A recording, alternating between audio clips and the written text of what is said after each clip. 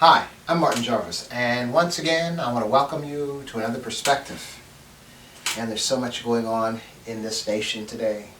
So much chaos, so much suffering, so much hate, anger, evil, sadness, sorrow. A lot to deal with.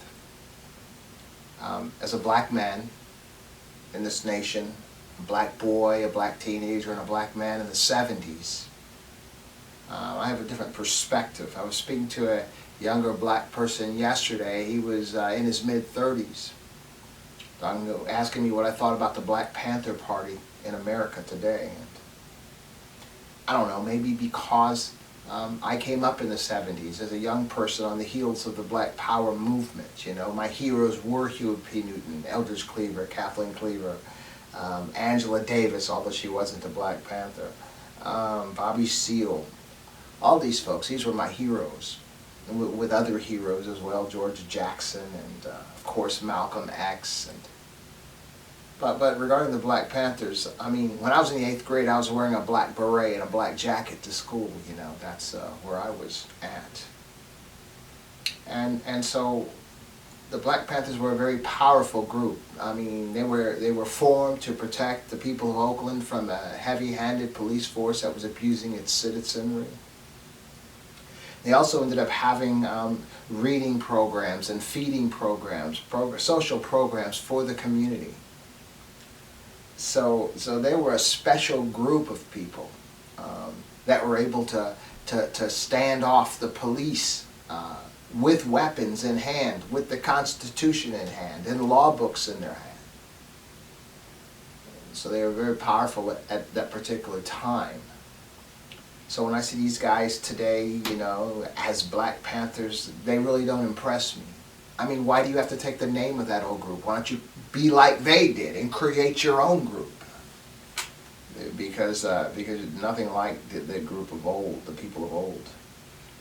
I know it's been brought up by some, and to this young man I was speaking with, that he was applauding them for standing off or challenging the police over these ICE deportations and all, or not necessarily the deportations, but the inhumane treatment of people in the guise of rounding up illegal aliens and all.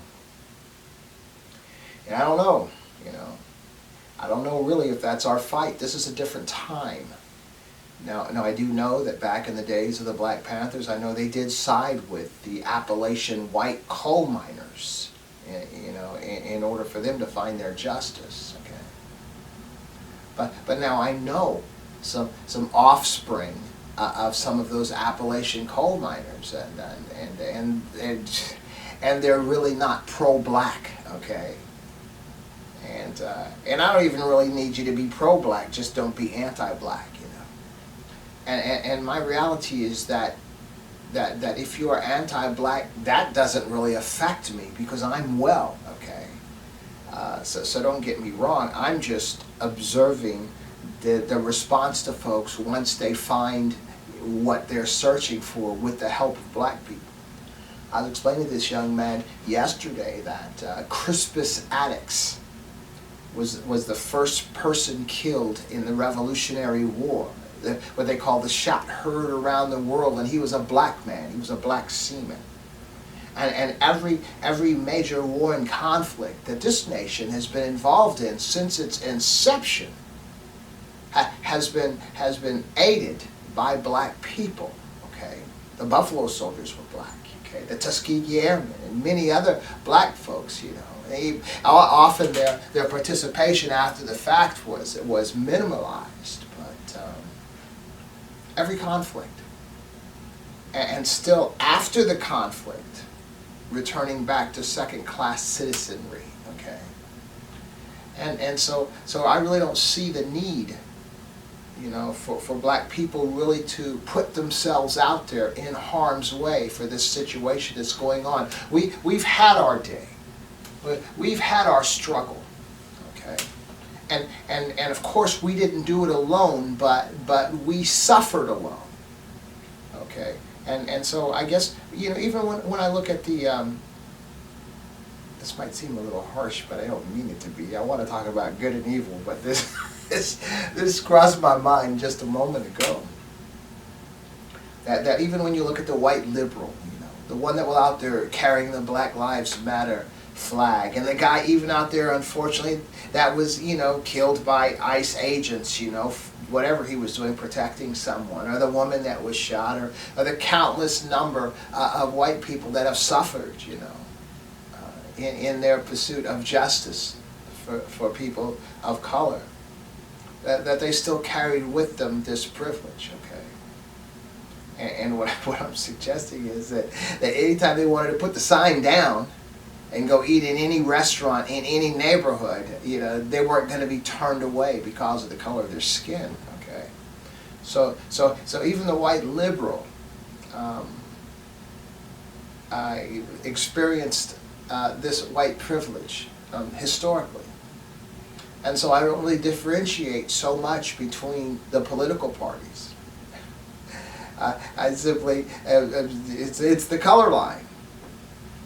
And if it was that obnoxious and terrible, we wouldn't have that situation in this nation right now. But there are too many folks that are able to take advantage of this white privilege, even when they're liberals. Okay, so I mean, I don't differentiate between political parties. I'd say this is simply a race issue in this nation, where political party aside, there's a privilege to being white in this nation. Now, don't get me wrong. I believe that privilege in this nation for white people was inherent at birth. Okay. But as far as black people are concerned, and this is my message to black people, is you can create your own privilege. Okay, get your education, do well in school.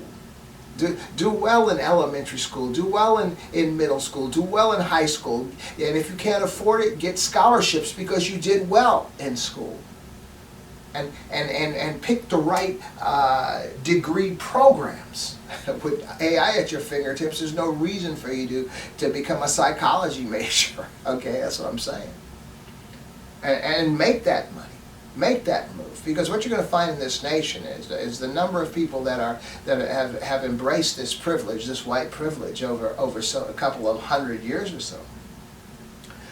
Because they were ahead, they really haven't pursued betterment. Okay, sort of like the old story of the rabbit and the hare, where the rabbit was so far ahead he just took it easy and chilled out, and this little tortoise just kept on trudging through and eventually surpassed the rabbit and ended up winning that race. Okay, this is how it is for black people today, if you want to. And I don't come from a place of theory. I mean, myself, I went in the military at 17. After the military, I went to work for NCR Corporation for 13 years. I took a buyout. 5 months later, I was a postal worker, where I've been for almost 32 years now. But in my 15th year of being a mailman, I turned 50 years old. And it was the same night, as a matter of fact, in November, that it was announced that Barack Obama had won that first election. And it was like my birthday present. But what I determined before that evening was over was, like, this young brother, younger than me, was Harvard educated. He was a Harvard educated attorney. He was a Harvard law professor. He had been a senator from Chicago, and now he was president of the United States. And all I had was a high school diploma. So because of that November, I decided to go to the local college, Sinclair College in Dayton, Ohio, to get an associate degree, simply just so I can feel like, I had a degree. And the counselor there, the advisor there, advised me to go do a parallel program. A parallel program is such that if I just went to Sinclair's an associate degree program, a 2-year program, that when I graduated, if I decided to get further education, say if I go to a 4-year institution like Wright State or UD, that they wouldn't accept all of the credits that Sinclair required for me to get that degree. But Wright State and UD submitted their list of courses for my associate degree, that if I would take their list of courses, that if I decided to get a higher education, that they would welcome all of the courses that I took because it was by their suggestion, okay? And I didn't want to do that. I even argued with the lady. I said, look, I'm only here for an associate degree. I'm not trying to get a further education. She vehemently argued with me. And finally, just to satisfy her, I went ahead and said, okay, I'll do it. You know, it was the best move I ever made, because after I got that associate degree, I wanted to go on and get a higher education. I got my bachelor's degree. After the bachelor's degree, I wanted to continue. I earned an MBA. In 10 years, I earned an MBA.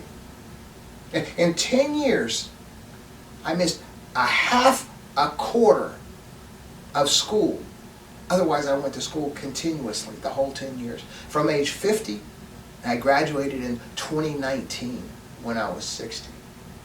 And so what I'm suggesting is, so I changed my life. Okay? Now my wife, she's got a college degree, but we're doing very well. But my wife was raised in a single mother. Her mother raised her and her siblings. I came up in a regularly middle-class military family. My father had gotten an education. He had gotten an MBA. My brother has a master's degree. My sister is a PhD. So what I'm saying is, you have the ability, okay, and so we don't have to deal with a situation like this. But what I'm suggesting is we do, because we have addictions. We have bad habits. I don't know if it came from just a place of hopelessness, generational hopelessness, where this is just the best I can do, and this is the environment that I'm functioning in, so I try to do the best I can do here, you know. And so we keep ourselves at a place lower than that sleeping rabbit by choice, okay? And so what I'm suggesting is that we don't have to. We don't have to worry about the negativities. We don't have to worry about so what I'm suggesting is that the whole concept of white privilege, it's not really something that is. It's something that's allowed, and not allowed simply by white people. It's allowed by black people, because we can move ourselves past that point. Okay. I don't know what to tell you. I can tell you this: that if I'd been smoking weed, I would have never graduated. I probably wouldn't even gotten the associate degree. If I'd been drinking alcohol every night like I had earlier in my life, I wouldn't have made it. So you know, in order for us to take ourselves out of the situation we're in, you know, there's a sacrifice that has to be made by us. And see, then I look back then again at the Black Panthers, and I recognize the jailings, the prison time that had to be served by Eldridge Cleaver, by Huey P. Newton, by George Jackson, by Angela Davis, by many of these people. I recognize the violence perpetrated against him. Huey P. Newton was shot. You know, many of them shot. You know, H. Rap Brown, I think he ended up in prison and died there. A lot of sacrifice had to be made by those calling themselves, those who created the Black Panther Party. And so today is just a different type of day. And again, we've suffered enough.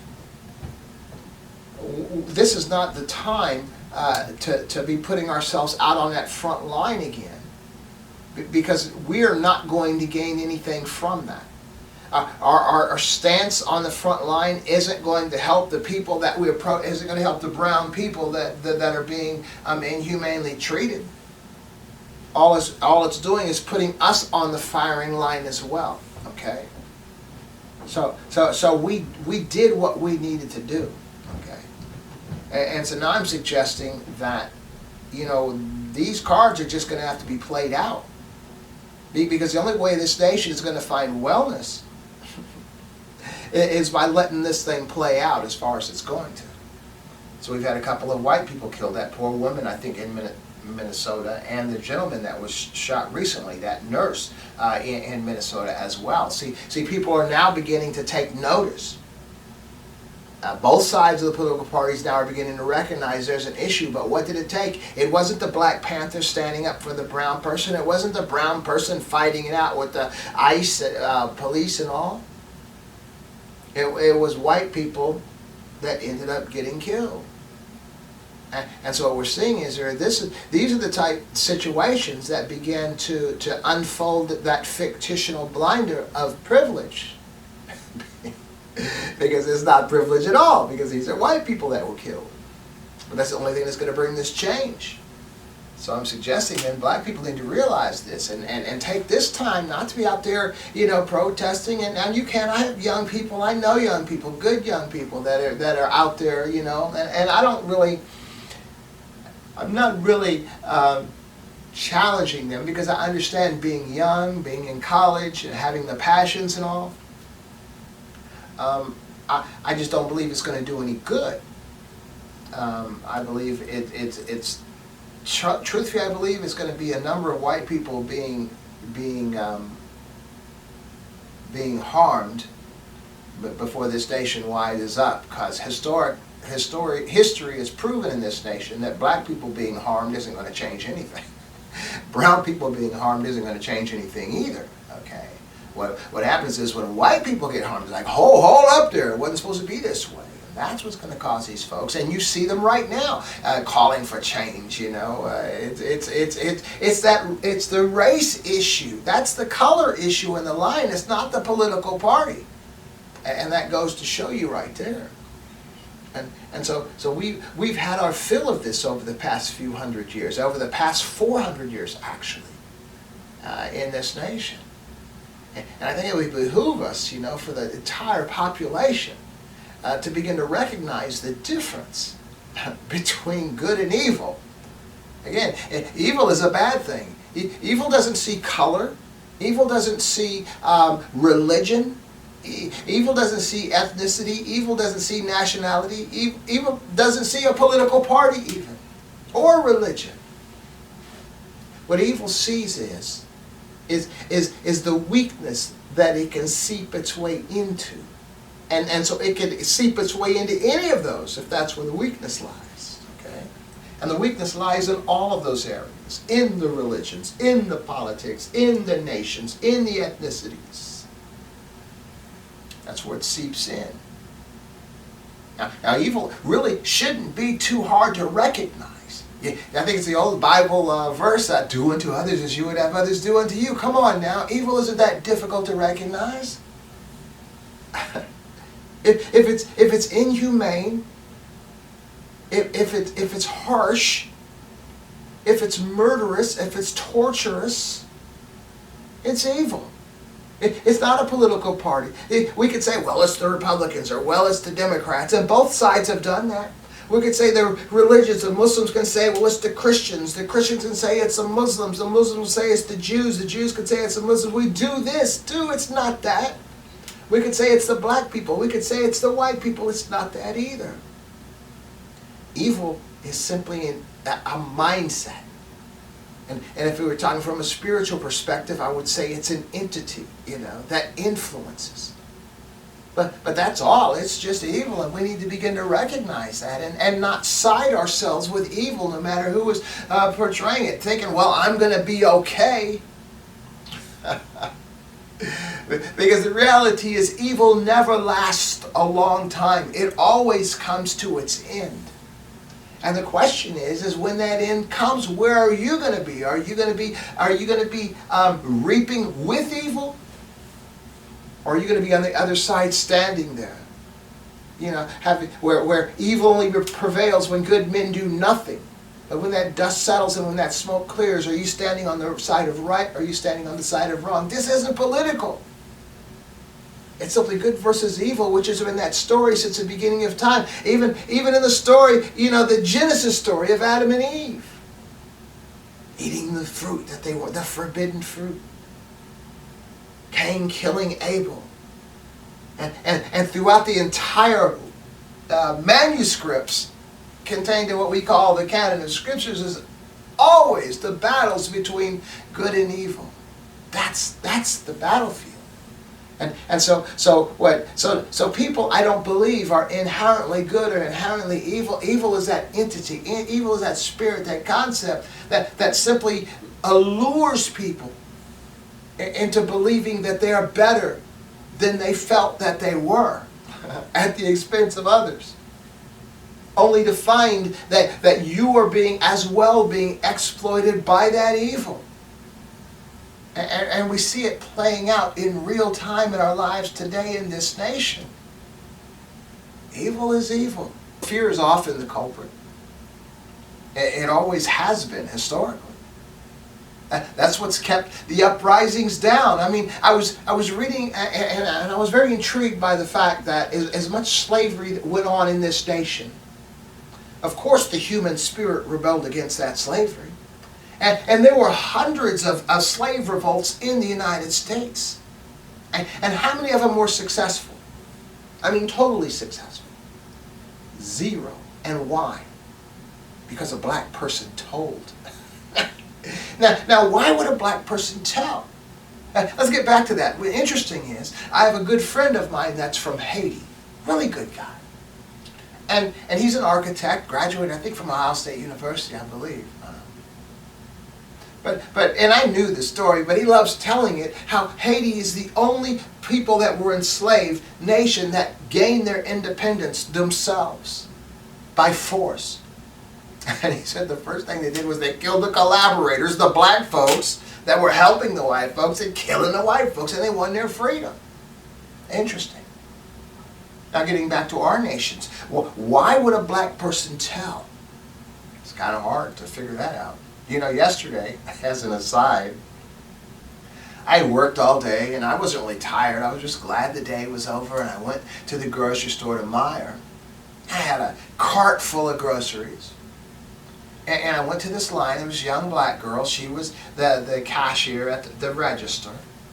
And she had her little braids, little short braids, a little thing in her nose, a little nose ring. And she looked, black. And she looked happy, young, you know what I mean, young, the youth. Maybe they haven't been exposed to all the stuff that we've seen in all our lives, but it was nice, a pleasure. So I just walked in that line. And she said to me, she says, "Sir, I'm sorry, I'm closed." Like, okay. So I got out of the line and I moved over to the next lane. And while I'm standing there, this white woman comes up with a cart full of groceries, looks around the corner. "Can I get in there? Are you open?" And she says, "Sure, come on in." After she just told me she was closed. It was a black girl. And she lets this white woman in. And then behind the white woman comes a black man with a cart like half full of groceries behind her. And she says, "I'm sorry, sir, I'm closed." You know I had to call her out on that, right? I can't help it. I came up in the 70s, right? But why would this person do that? Why would this black girl do that? Why would she turn me, a black man, away, then tell this white woman to come on through, and then turn the next black man away? Because there was an issue within her, an intimidation from white people, a fear of white people, something deep, deep inside, that she didn't feel intimidated with the black man, she didn't feel intimidated with the other black man. So it's hard for me to take it personal, although I did, and I let her know it, because her response really wasn't directed to me negatively.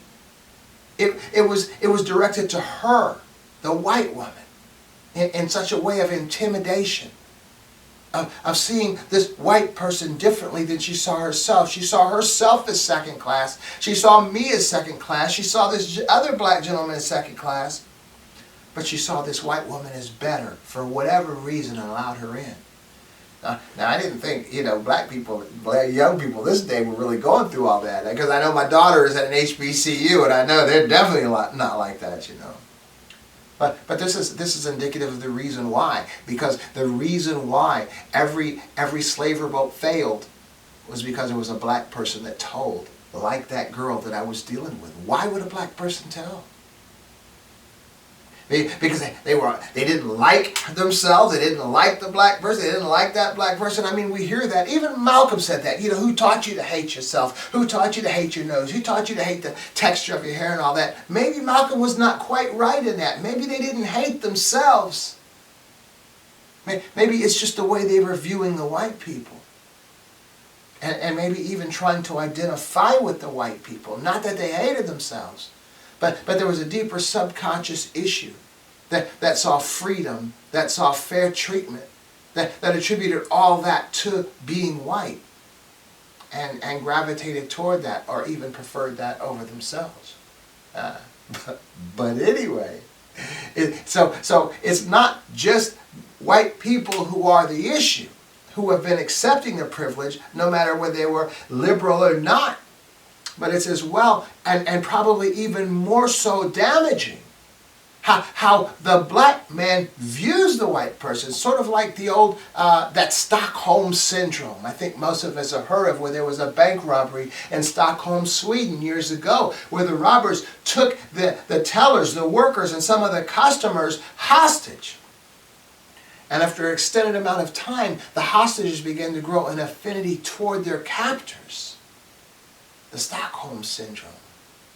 But I think it's very important then for us to step outside of ourselves, look at the situations that we are facing, look at the situations that we are involved in, look at the situations that we have been coerced or manipulated or cajoled into believing we're okay, and ask ourselves, is this good or is this evil? Am I harming people or am I helping people? And it's important. I'll tell you how important it is. It's so important. It's generational. Let me share with you how there's this biblical story, the book of Genesis, where when Cain killed Abel. Now I'm not validating this, saying this actually happened, but it could have been, according to many believers. But it's a very good picture, a story picture of what the things that we're facing today. It's that when Cain killed Abel, the scripture says that it was like God came to Abel and said, to Cain, and said, "Where is your brother Abel?" And that's when Cain goes, "I'm not my brother's keeper." We've all heard that. But then the voice of God speaks to him and says, "No, I hear the voice of your brother's blood crying up to me from the earth." Now what does that mean? Brother's blood in that scripture, Hebrew, is plural.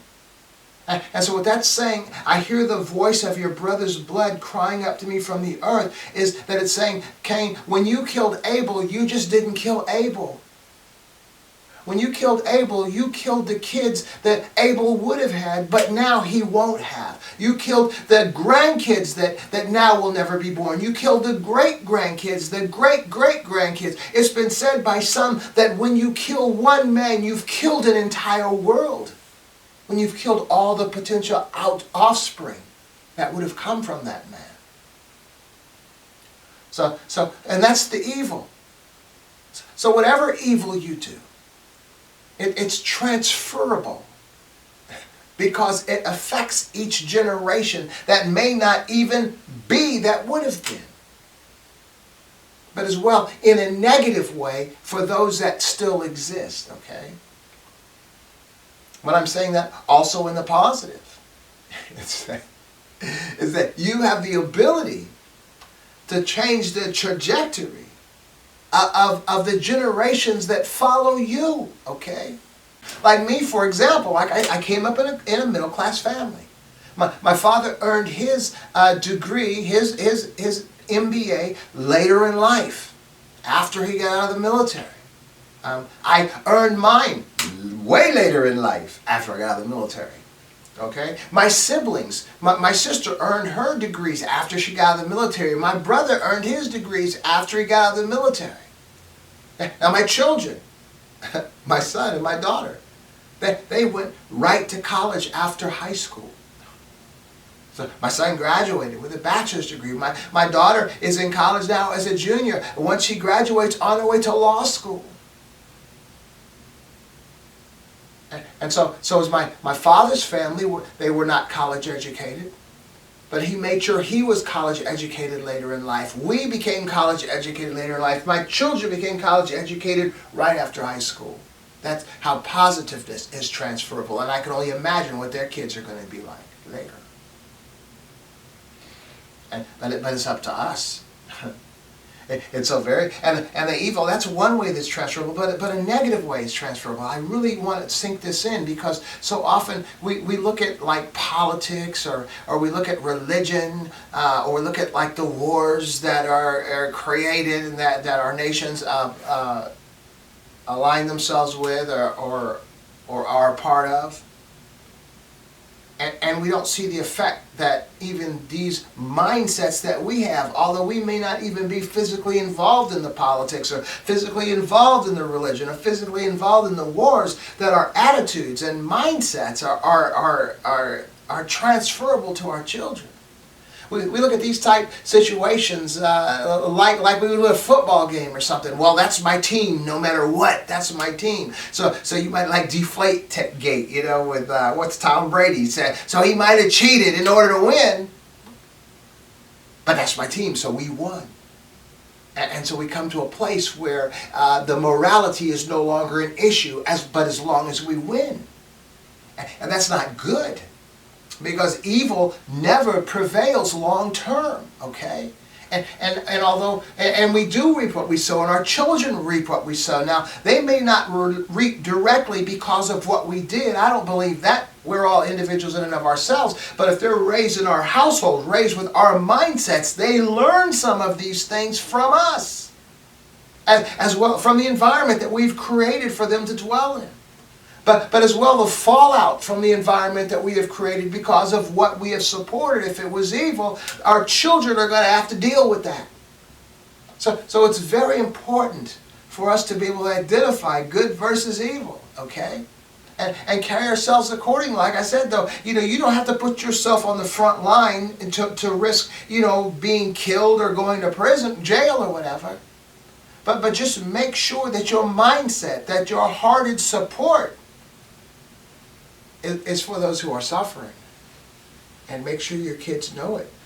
Don't buy into the rhetoric. Don't buy. Look at all. My feeling is this.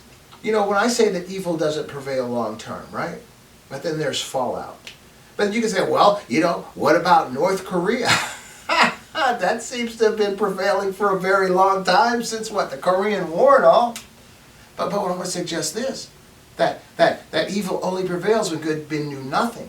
Now the entire nation of people is suffering except for the leader of North Korea. So that means even all the generals, they live in abject fear. All the soldiers, they're in fear. They're not even physically healthy because of the lack of nutrition. And the people definitely are not healthy, or mentally or physically. And so what I want to suggest about North Korea is the leadership had a lot of help. The leadership had a lot of people helping this situation along, and so now they are also suffering. It doesn't matter if you help this family get in power, you are now suffering as they are in power. So there's a lot of reaping going on, okay? And so the evil doesn't prevail always, but everyone reaps what they sow. And often in the reaping, there are other folks that end up suffering as well, okay? And so that is a very unique story. But we can look at Nazi Germany as a very good example, or we can look at Iraq or Iran or Libya, all these things. Now from a biblical perspective, again, which I like to go back to every once in a while, not to say that this is etched in stone or that some of these things actually happened, but we can take from it that if there was a leader of a nation, and moving the nation to do something evil, that there was a reaping, and oftentimes another nation would be used to spank that nation, okay? But the thing was, this nation was evil as well, so this nation is correcting this nation with their reaping, and now this nation is doing a reaping of their own, okay? So it's good for us then to recognize good versus evil and distance ourselves from the evil. Because what I'm suggesting is that even when the retribution is falling, even on our nation, if you're doing what you're supposed to be doing, you'll be all right, okay? Pretty much. It's no guarantee, but your chances of being all right are a lot greater than if you are participating in the evil yourself, okay? And I know this has been a lot, but it's not really that complicated. We were taught from the beginning, we were taught as little kids the difference between good and evil. Most of us, probably 98% of us. Why is it we're having such a terrible time seeing it now? We have to recognize the relationship that we have one in another. And I see it from a spiritual perspective. I see the whole concept of sowing and reaping, or reaping what you sow, or what goes around comes around, chickens coming home to roost, or karma. You know, whatever we want to call it, it obviously is a thing, or the concept wouldn't be cross-culture, cross-time, that we've all seen it in effect. And so it's very important then that we stop doing stuff that just isn't right. Because there, let me end with a biblical verse that says, "Be not deceived, God is not mocked. Whatsoever man sows, that shall he also reap." Let's just use that. I mean, you don't have to be religious to embrace that. Hey, you don't have to put the God part on there, because we've all known, regardless of religions, even no religion at all, but regardless of cultures, regardless of tongues, regardless of nations, we all sort of understand that what goes around comes around. And I don't know, it would behoove us to kind of reject evil. But in order to reject evil, we have to first recognize it. How's that? But anyway, I know I've talked your ear off today. We went about everywhere. I sure wasn't planning on it. But I do want to thank you once again for joining me for another perspective. And I want to invite you to join me again. You take care. Bye.